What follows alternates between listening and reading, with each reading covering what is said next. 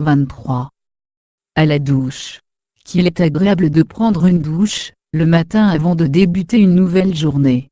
Bien sûr, la fonction première de ce rituel consiste à se nettoyer, mais la sensation éprouvée va bien au-delà de cette nécessité, donnant parfois l'impression d'une régénération. Mais quels qu'en soient les bienfaits, il faut renouveler l'expérience chaque jour.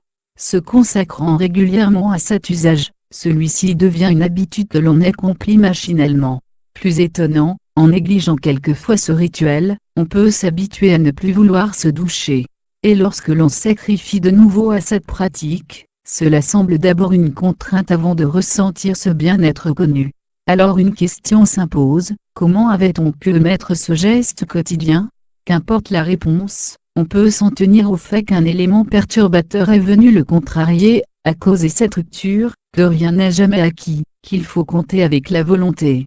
Passons maintenant à une autre forme de douche, la douche mentale, celle que l'on s'administre, entre autres, par l'attention ou la respiration consciente. Son effet sur le psychisme peut évoquer celui de l'eau ruisselant sur un corps à peine libéré de l'engourdissement du sommeil. Cette similitude ne s'arrête pas là, il convient de renouveler la douche mentale, aussi souvent que nécessaire pour maintenir ce corps psychique dans un état accompli de propreté. Mais attention, si l'on faiblit, si l'on ne parvient plus à exercer la volonté pour y parvenir, on peut s'en priver sur une longue période, voire n'en prendre jamais.